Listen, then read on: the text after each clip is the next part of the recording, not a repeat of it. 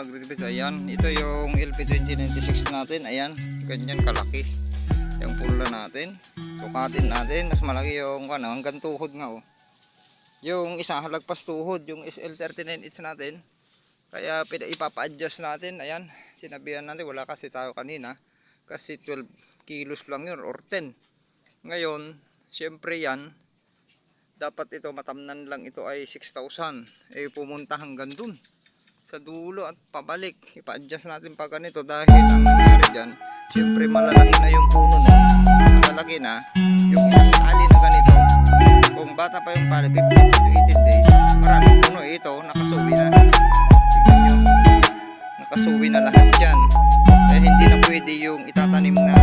Sigurado yan, itatanim na lang na isang puno na may suwi. Ang mangyayari dyan, para may paubos natin kasi kukunti yung pula natin pero may maraming sobra pag ganun yung pagkatanim. Gagawin natin, tinignan ko kanina yung tanim nila doon, malayo, balis ang tangkal. Gagawin na lang natin kasi wala nang time na magsuwi. 29 days na bukas, patapos na ito 1 month ay halos pag nag-recover pa yan ng 1 week or 10 days kasi nasaktan, may hirapan na tayo magpa-suwi. Kaya ang mangyayari doon is na ganito kalayo, ayan, 20 by 20 cm, ayan, the planting distance ay isang puno kasi sa ayaw at sa gusto natin, hindi na yan maitatanim nila yan na dalawa o tatlo or sabihin natin tatlo o apat na puno kahit sabihin natin dahil nakasuwi na. Mangyayari dyan, tatamnan dito, yan, ganyan, ididikit na lang na ganyan, yung isa halos walang dangkal, half dangkal, para just in case magsuwi man lang ng 5 or 6, 5 o 6, makakabilan tayo ng 5, 10, 15. So uwi pa rin sa 20 by 20 cm. Unlike kung wala ito, tapos matanda na yung punla, ay ilan na lang yung mabibilang mo. Wala na. Yung mabibilang na lang natin dyan ay halos kalahati nun. Okay, 7 na suwi, kaya matatalo tayo sa planting density sa bilang. Mahirapan tayong umani ng 200 per hectares. Kaya i-experiment natin yung matanda, ang ipapatanim natin, pa-adjust natin. Nasimulan na nila doon, sinabihan natin yung mga kon natin doon na kon na lang yung tanim natin. Kaya kasi matanda na yung mga punla natin ay 5 inches. Okay, yan, 5 inches, ganyan ang 5 inches or ilan yun ang inches nun, 10 cm na lang, hindi na 20. Okay, ganun na lang, sharing is caring. Ayan, sumablay tayo ngayon dahil alam nyo naman, kaya subukan natin yung transplanter sa susunod or drum seeder. Transplanter subukan natin para makita natin yung protocol. Gandun yung naisibar nila, yan, layo. Yung SL39 imbes na hanggang dito lang. Kasi ang kwan natin, na-compute natin dito 1,000, 1, 2, 3, 4, 5, dapat hanggang sa 6 lang na pinitak. So mobra siya ng 1, 2, 3, 4, 5, 6. Kaya papaurong natin lahat dyan. Kasi nga, yung isang ganyan, isang big kiss ng punla, ay konti na yon. Dapat pag maliliit, magta-times 2 dapat yun. Kaya kailangan ang ilagay natin doon ay, kunyari yung may lagay dyan ay 50, gawin natin 100, ganun, i-times 2 natin para ipaubos dyan sa 1,000 square meter. Ganun lang yung kwan yun, para mabawi pa rin yung population density. Ganun yung gagawin natin.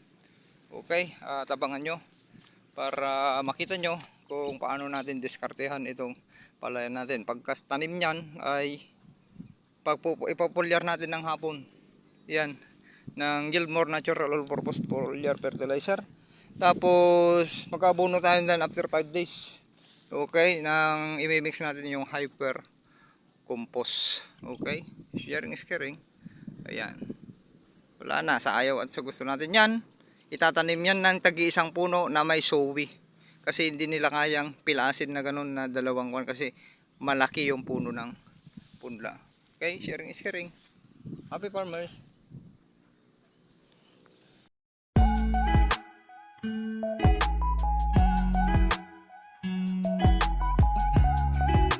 Wala na.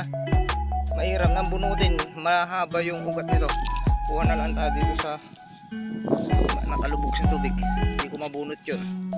Ito na lang. Try natin ito. Lalim. Para makita nyo kung gaano kahaba yung sa one day. Ganyan kakapal. One day na naitanim dahil dun lang yung magtutudis ngayon. Kasi yon yung naitanim kalahati lang. Ito yung tinanim nung nakaraang araw. Yan yung kahaba ng ugat sa loob ng halos isang araw mahigit. 2 inch mahigit. Ganyan. Kaya buhay na siya. Dumiretso na. Lalo't nakatikim kaninang umaga ng Gilmore Natural All-Purpose Foliar Fertilizer. Kaya buhay na yan. Babalik na siya. Maganda para makarecover agad. Ang haba, biruin nyo.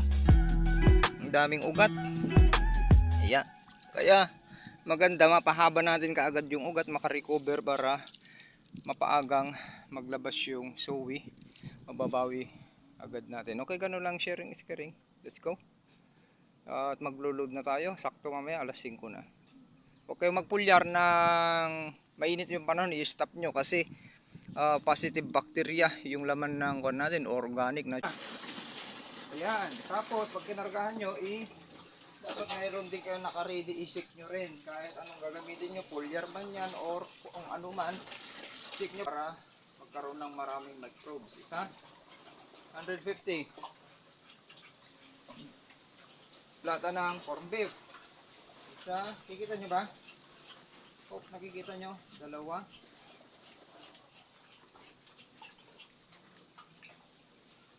Okay, tatlo. Tayo muna ang gagawa dahil busy yung mga tagasaka natin. Punong-puno na yan, nasagad na, tapos haluin yung mabuti. Yan, para talagang walang rason.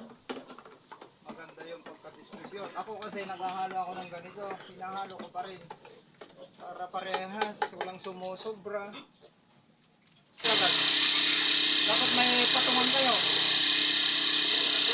I-check natin. Meters to. I-check natin. Mahaba. Ito niya, tatlong nasal. Okay, put muna natin. Dito na tayo. Ito, mas bata, LP 2096. At ito yung naunang naitanim. SL39. Tignan natin sa ilang araw kung ano yung magiging resulta. Okay, dito na lang siguro. Isahan natin para makita nyo lang. Ayan. Para makita nyo kung paano tayo magpulyar. May malalim ito na parte. Okay. Let's go. Ang haba nito. Ayan, mahaba yung stick natin. 2 meters. Mahangin, ibaba nyo lang pag mahangin. Matama nyo sa toy.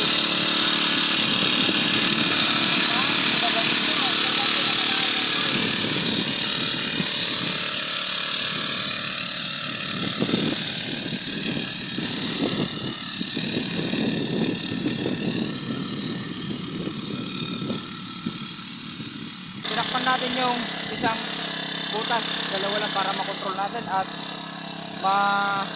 makapabalik pa tayo ng isang beses yan para matipid. Okay, ganun lang stand. Diskarte ko para di mapagod. Yung buga, tingnan mo. Para makontrol natin tayo gusto ang pinaka-importante dyan.